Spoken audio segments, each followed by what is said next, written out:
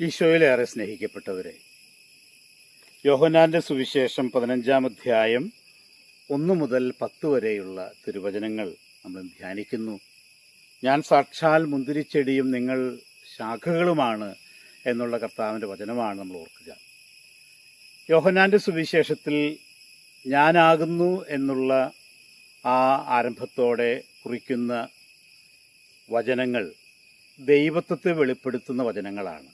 ഞാൻ ജീവൻ്റെ അപ്പമാകുന്നു, ഞാൻ ലോകത്തിൻ്റെ പ്രകാശമാകുന്നു, ഞാൻ ആടുകളുടെ വാതിലാകുന്നു, ഞാൻ നല്ല ഇടയനാകുന്നു, ഞാൻ പുനരുത്ഥാനവും ജീവനുമാകുന്നു, ഞാൻ വഴിയും സത്യവും ജീവനുമാകുന്നു, ഞാൻ സാക്ഷാൽ മുന്തിരിച്ചെടിയാകുന്നു. അപ്പോൾ ഈ 7 പ്രഖ്യാപനങ്ങൾ ഈശോയുടെ പ്രത്യേകമായ ദൈവത്വത്തിൻ്റെ പ്രകാശനമാണ്. കർത്താവ് നമ്മോട് കാണിക്കുന്ന വലിയ സ്നേഹത്തിൻ്റെ അടയാളപ്പെടുത്തലാണ്. നമ്മൾ ഏശയ്യായുടെ പ്രവചനത്തിൽ പ്രത്യേകമായിട്ട് 5-ാം അധ്യായത്തിൽ കർത്താവിൻ്റെ മുന്തിരിത്തോപ്പിനെ പറ്റിയിട്ടുള്ള ദൈവത്തിൻ്റെ വലിയ സ്വപ്നത്തെ പറ്റി നമ്മൾ വായിക്കുന്നുണ്ട്. മുന്തിരിച്ചെടിയൊക്കെ ഒരുക്കി കർത്താവ് കാത്തിരുന്നു നല്ല ഫലം കായ്ക്കുവാൻ. പക്ഷേ കിട്ടിയത് കാട്ടുമുന്തിരിയാണ്. ആ വേദന കർത്താവ് ഏശയ്യാ പ്രവചനം 5-ാം അധ്യായം 7-ാം വാക്യത്തിൽ പ്രകാരം പറയുകയാണ്. സൈന്യങ്ങളുടെ കർത്താവിൻ്റെ മുന്തിരിത്തോട്ടം ഇസ്രായേൽ ഭവനമാണ്, യൂദാജനമാണ് അവിടുന്ന് ആനന്ദം കൊള്ളുന്ന കൃഷി. നീതിക്ക് വേണ്ടി അവിടുന്ന് കാത്തിരുന്നു, ഫലമോ രക്തച്ചൊരിച്ചിൽ മാത്രം. ധർമ്മനിഷ്ഠയ്ക്ക് പകരം നീതി നിഷേധിക്കപ്പെട്ടവരുടെ നിലവിളി. അപ്പോൾ ഇങ്ങനെ ദൈവം കാത്തിരുന്ന ഈ മുന്തിരിത്തോട്ടം നല്ല ഫലം പുറപ്പെടുവിക്കാത്ത ദൈവത്തിൻ്റെ മനസ്സിൽ വലിയ വേദനയാണ്. ഈ പശ്ചാത്തലം നമുക്ക് വ്യക്തമായിട്ട് ഓർക്കാം. യഹൂദന്മാർക്ക് ഈ പശ്ചാത്തലം വ്യക്തമായിട്ട് അറിയാം. ഈ സുവിശേഷത്തിൽ എന്താണ് കർത്താവ് ഇന്ന് നമ്മോട് പറയുക? 15-ാം അധ്യായത്തിൽ 2ഉം 3ഉം വാക്യങ്ങളിൽ ഉപയോഗിക്കുന്ന ഒരു വാക്ക് പ്രത്യേകമായിട്ട് നമ്മളൊന്ന് ഓർക്കുന്നത് നല്ലതാണ്. ഒരേ ഗ്രീക്ക് റൂട്ടിൽ നിന്നാണ് 2 വാക്കുകൾ. കത്താർ എന്നുള്ള ഗ്രീക്ക് റൂട്ടിൽ നിന്നാണ് വെട്ടിയൊരുക്കുന്നു, ശുദ്ധിയുള്ളവരായിരിക്കുന്നു എന്നുള്ള 2 വാക്കുകൾ വരുന്നത്. പ്രൂൺ എന്നുള്ളതിൻ്റെ ഗ്രീക്ക് കൈദാറൈ എന്നാണ്.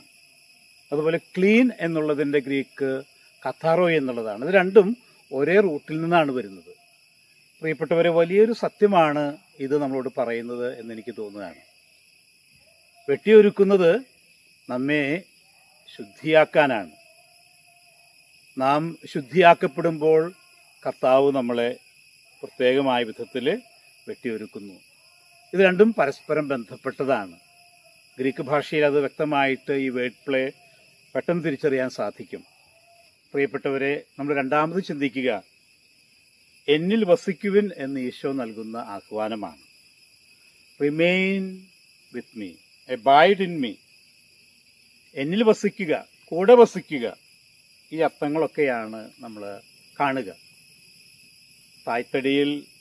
തായ്തണ്ടിൽ ചേർന്ന് നിന്നാൽ മാത്രമേ ശിഖരത്തിന് ഫലം നൽകാൻ സാധിക്കൂ. നമുക്കറിയാം, ആ ജീവരസം തായ്തണ്ടിൽ നിന്ന് എല്ലായിടത്തേക്കും ഒഴുകണം. ഒപ്പം തന്നെ ശിഖരങ്ങളാകുന്ന നമ്മിൽ പടർന്നു കയറുന്ന ചില വള്ളിപ്പടർപ്പുകൾ ഉണ്ടാകാം, അല്ലെങ്കിൽ ഇത്തിക്കണികളുണ്ടാകാം. അത് പ്രത്യേകം ശ്രദ്ധിക്കേണ്ടത് ആവശ്യമാണ്. കർത്താവിനോടൊപ്പം എന്നും നിലനിൽക്കണമെങ്കിൽ നമുക്കറിയാം, നമ്മുടെ ജീവിതത്തിൽ നാം ശ്രദ്ധിക്കേണ്ട കർത്താവുമായുള്ള ബന്ധത്തിൽ നമ്മെ അതിന് വിഘാതമായി നിൽക്കുന്ന കാര്യങ്ങൾ എന്തൊക്കെയാണ് എന്ന് നമുക്ക് ഓർക്കാം. നമ്മുടെ മനസ്സിലെ വിശുദ്ധി, നമ്മൾ നടത്തുന്ന അല്ലെങ്കിൽ നമ്മൾ നടത്തേണ്ട ആ വിട്ടുവീഴ്ചകൾ, ക്ഷമാപൂർണമായൊരു വാക്ക്, കാരുണ്യത്തിൻ്റെ പങ്കുവെക്കലിൻ്റെ ഒരു ചെറുതാണെങ്കിലുമുള്ള ഒരു പ്രവർത്തനം, ഇങ്ങനെ ചെറുതും വലുതുമായിട്ടുള്ള ഏറെ കാര്യങ്ങൾ യേശുവിൻ്റെ ആ ജീവരസം നമ്മിൽ നിറയാൻ നമ്മൾ ഇടവരുത്തുന്ന രീതിയിലുള്ള ജീവിതമായിരിക്കണം നമ്മുടേത്. ചിലപ്പോഴൊക്കെ ധ്യാനത്തിനോ അല്ലെങ്കിൽ തിരുനാളിനോ ചുരുക്കം ചില അവസരങ്ങളിൽ മാത്രം യേശുവിനോട് ചേർന്ന് നിൽക്കാൻ നമുക്ക് എളുപ്പമാണ്, സാധിക്കുന്നുണ്ട്. പക്ഷേ കർത്താവിൽ എന്നും വസിക്കാൻ, അതാണ് അവിടുന്ന് ആഗ്രഹിക്കുന്നത്.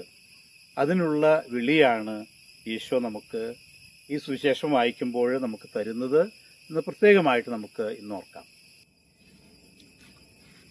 മൂന്നാമത് നമ്മൾ ചിന്തിക്കുക, ഈ വസിക്കുന്നതിൻ്റെ ഫലമായി, യേശുവിൽ വസിക്കുന്നതിൻ്റെ ഫലമായി നമ്മുടെ ജീവിതത്തിലുണ്ടാകുന്ന മാറ്റങ്ങളാണ്.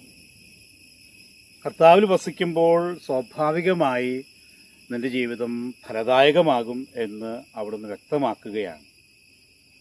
യേശുവിൽ വസിക്കുന്നു, യേശുവിൻ്റെ വാക്ക് കേൾക്കുന്നുവെങ്കിൽ ഇഷ്ടമുള്ളത് ചോദിക്കാനാണ് കർത്താവ് പറയുക. ക്രിസ്തുവിൽ നാം ജീവിച്ചാൽ നമ്മുടെ ആഗ്രഹങ്ങളും നമ്മുടെ ആവശ്യങ്ങളെല്ലാം രൂപാന്തരപ്പെടും. നമുക്ക് ഇഷ്ടമുള്ളത് യേശുവിന് ഇഷ്ടമുള്ളതാകും നമുക്കിഷ്ടമുള്ളത്. നമുക്ക് വേണ്ടി എന്തെങ്കിലും ചെയ്യാൻ ദൈവത്തെ പ്രേരിപ്പിക്കുന്ന ഒന്നാകില്ല പിന്നെ പ്രാർത്ഥന. പ്രാർത്ഥന എന്ന് പറയുമ്പോൾ ദൈവത്തിന് നമ്മെ പറ്റിയിട്ടുള്ള ഇഷ്ടം അതിൽ ഒന്നു ചേരാനുള്ള ഒരു വലിയ ഉൾവിളിയാകും. അപ്പോൾ ഈ ഒരു കാര്യം നമ്മൾ പ്രത്യേകമായിട്ട് ഓർക്കുക. കർത്താവ് ഫലം നൽകാൻ നമ്മൾ ഫലം നൽകണമെന്ന് കർത്താവ് ആഗ്രഹിക്കുന്നുണ്ട്. പക്ഷേ അവിടുന്ന് ചേർന്ന് നിന്നാൽ മാത്രം മതി.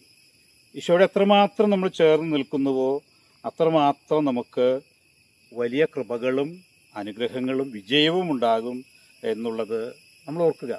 ഫലദായകത്വം എന്നുള്ളത് കൂടെ വസിക്കുന്നതിൻ്റെ ഒരു റിസൾട്ടാണ്, ഫലമാണ്. അപ്പോൾ നമ്മൾ ഏറ്റവും പ്രധാനപ്പെട്ട കാര്യം, ഇന്നത്തെ കാലഘട്ടത്തിൽ, ഇന്നത്തെ ലോകത്തിൽ ഉത്കണ്ഠ നിറഞ്ഞ നമ്മുടെ നെട്ടോട്ടമുണ്ട്. ഓരോരോ കാര്യങ്ങൾ പൂർത്തിയാക്കാൻ നമ്മുടെ പ്രവർത്തന ഭരിതമായ നമ്മുടെ ശൈലി, പക്ഷെ പലപ്പോഴും ഈശോയോട് ചേർന്ന് നിൽക്കാൻ നമ്മൾ മറന്നു പോവുകയാണ്. കൈത്തക്കാലം ഫലാഗമകാലമാണ്. നമ്മൾ ജീവിതത്തിൽ ഫലം നൽകേണ്ടതിൻ്റെ ആവശ്യകതയാണ് എപ്പോഴും ഓർമ്മിപ്പിക്കുക. പക്ഷേ ഈ ഫലം നൽകൽ ക്രിസ്തുവിനോട് ഏറ്റവും ആത്മാർത്ഥമായി അടുത്ത് നിൽക്കുമ്പോഴാണ്, ചേർന്ന് നിൽക്കുമ്പോഴാണ്, അവിടുന്ന് വസിക്കുമ്പോഴാണ്, അവിടുത്തെ വചനം നമ്മിൽ നിറയുമ്പോഴാണ്, നമ്മിലെ ഇത്തിക്കണ്ണികൾ വെട്ടിക്കളയാൻ അവിടുത്തെ അനുവദിക്കുമ്പോഴാണ്. അവസാനം എന്താണ് ഫലമായിട്ടുണ്ടാകുന്നത്? കർത്താവ് പറയുന്നു, നിങ്ങൾ എൻ്റെ സ്നേഹത്തിൽ നിലനിൽക്കും. കർത്താവിൻ്റെ സ്നേഹം, അവിടെ അഗാപ്പെ എന്നുള്ള ആ പദമാണ് ഉപയോഗിക്കുക. ഏറ്റവും പൂർണ്ണമായ സ്നേഹം. ആ സ്നേഹത്തിലേക്ക് ഗുരുവിനോടൊപ്പം ശിഷ്യനും വളരും. അങ്ങനെയാണ് നമ്മുടെ ജീവിത ലക്ഷ്യം നമ്മൾ പൂർത്തിയാക്കുക. ബാക്കി എന്തെല്ലാം നേട്ടങ്ങളുണ്ടായിക്കൊള്ളട്ടെ, യേശുവിനോട് ചേർന്ന് നിൽക്കുമ്പോൾ ഉണ്ടാകുന്ന വിജയവും നേട്ടവുമാണ് പരമപ്രധാനം എന്ന് പ്രിയപ്പെട്ടവരെ നമുക്ക് ഓർക്കാം. അത് മനസ്സിലാക്കി ജീവിച്ച് ഈ ലോകത്തിൽ കർത്താവ് ആഗ്രഹിക്കുന്ന രീതിയിൽ ഫലം നൽകാൻ അവിടുന്ന് തന്നെ നമ്മെ അനുഗ്രഹിക്കട്ടെ എന്ന് പ്രത്യേകമായിട്ട് പ്രാർത്ഥിക്കുന്നു. പിതാവിൻ്റെയും പുത്രൻ്റെയും പരിശുദ്ധാത്മാവിൻ്റെയും നാമത്തിൽ ആമേൻ.